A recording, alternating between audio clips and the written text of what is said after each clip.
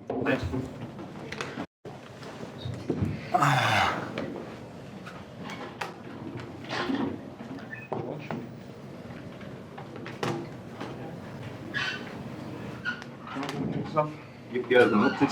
does the finish say about the spirit and determination amongst your players?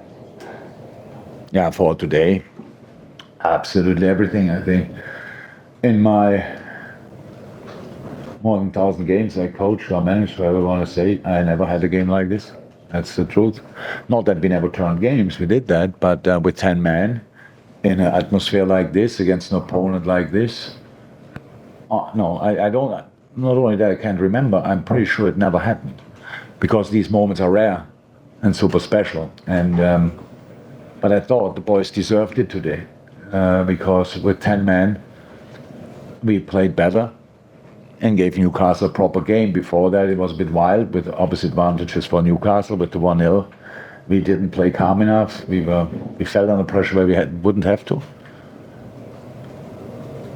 In half time, we showed the boys one situation. There was an offensive situation where Trent passed the ball behind the line to Cody Gakpo, where he comes from the left wing into the right, from the right wing, where we can just get into their box and having finishing situations. Two things were clear in half time. We cannot concede a second. Three things have to be clear. Trent cannot get another yellow card. We cannot concede a second. And if that happens, then we have a chance.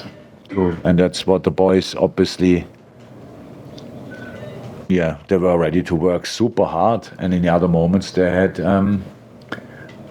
I think before Darwin scored, we had already chances, like what I remember now is the Diogo pass to Mo, which is unfortunately, but we had our moments, so and that's important. That's important. And I think we were a year ago, we were in a similar situation. We were 2-0 up and then red card. And from that moment on, we didn't play football anymore. So it's obviously difficult. It's not that easy. And I can imagine how Eddie and Newcastle is feeling now. But these things happen. But usually anyway. But that didn't happen today because my boys kept believing, and I'm really happy with that. Jurgen, obviously, Nunez gets all the headlines, but the game seemed to turn when Elliott and Jota came on. That's when he seemed to take the ascendancy. The other boys just worked extremely hard, so that's super intense for so long, and then we thought we make the changes early to do that, and that's why, it's like that. Diogo is a top player. He was ill 2 days ago, so he might have started or not, who knows, but there's a top player coming on, and Harvey throws his heart on the pitch to help this team. So then from after next change, he played even a double six when we brought Darwin. A position in a game like this, he didn't play often, I'm pretty sure. You're right. Darwin gets the headlines, rightly so, because whatever we did before, if he's not doing that, we're sitting here playing a good game, losing 1-0 and going home with 0 points. It's a completely different feeling. That's how it looked, actually, I think, pretty long. Newcastle didn't get through really, but we had, I think it was the Diogo Mo situation. But I think everybody in the stadium then thought, oops, we have to be careful there as well. Until then, it was just possession, and we had our little moments. So, super special for us today, super special. Has Nunez done enough to start the next game? I never made the decision about the lineup a week before the game. We will see. But you can have worse arguments, I would say. Yeah, what did you say to Darwin when he came on, and what do you think that match-winning contribution could do for him going forward? Definitely, what I said to Darwin has no influence on his performance. So it's Ted Linus can speak to him, and that's what he did. And I just give him a hug and encourage him to go out there and fight for the team. So that's it. But there's nothing else. Darwin was like, we had that before. He is not happy for not starting. So that's how it is. But somebody in this early stages of the season, somebody cannot start. We cannot have 11 players and play them all the time. So we need to find stability. The discussions just start too early. I don't know if the public discusses it, but of course, players are not happy.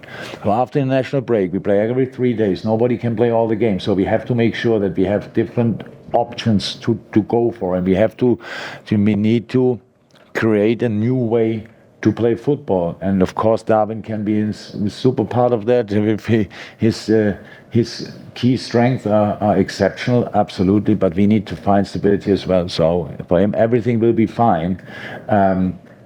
It's just maybe it had to be like this. If he wouldn't have been that angry and start the game today, he wouldn't score in the last in the last 6 minutes or whatever. So let's take it like that. Can you describe your emotion, what you felt when that second goal went in? No, nowadays I don't celebrate these goals too much anymore because I was not sure if there's penalty. Offside. Oh yeah, again, offside or whatever. So I was pretty sure there was no offside, but anyhow. So then a minute or so later, when I think VR check was over, the boys heard it on the touchline, so behind me, and they were then really celebrating, and then I felt massive relief. How I said. Halftime, the way we played after the red card gave us the feeling we can do something here. If we don't concede, stay calm, play, defend with passion, play with an idea, we have a chance to get a point here. And we have a point, obviously, and we can score the winner as well, what the boys did.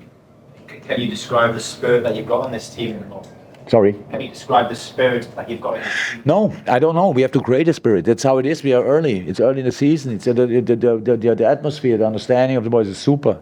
We had top camps. That's all great. But the spirit is something different. So it's what you make of it. And of course, do I like that we have 2 games with 10 men? No. Probably Ibu Konate's injury is because we had 10 men against Bournemouth. That's the truth. So because it was then too intense. It's not a massive injury, but it's a little bit. And I will see what we had today. So 70 minutes in the Premier League. Did you hear a lot that leads to a turnaround in the game? I can't remember it. So, but big stories need key moments, and we will see. We will see what it is. But I cannot sit here and think, okay, that's it now, and now we know how it goes. No, we are fresh. We have new key players in the team, and we have to create key moments. And this today was definitely a key moment, and that's why I'm pretty happy. Last couple of played then for Paul and the rest of them. What was your take on the 2 early decisions? Trent Alexander Arnold, not being sent off. As an observation, just as not sending off. You wanted him. Yeah, you wanted him to get a sending off. No, what? Yeah, no. Okay, that's observation. It's a foul on Trent Alexander Arnold, which is not given. Clear in front of the field. For the field says to me, yes, it's a foul. Ref doesn't give it, and then Trent kicks the ball away. His fault. Bam. Yellow. Next situation is the thing. If you want a second yellow, if he gives it, he gives it. But I didn't think it is. You need to have this little space to keep a game going. Like you take him off and take the center half off, and then watch a curiosity of a football game. I'm not sure that how it should be. Van Dijk. I don't think it's a red card. I don't think it's pretty much no contact, very little, and it's on the way to the ball. But what can I say? It's not. The decision is like this, and I cannot change it, and I don't want it. It's just. Would I whistle a training game? Definitely not. But there are reasons why I'm not a ref, and they are. Paul, last one. Paul. Yeah, you can't have Joe Matip towards the end there, Virgil Van Dijk. Is he injured at all? No. He looked. The big man looked a bit tired. Let me say it like this. Long ago that the boys played. Now it's full 90 minutes. These kind of things. Joey played obviously 70, and we have Kwanzaa. Yeah, it's great.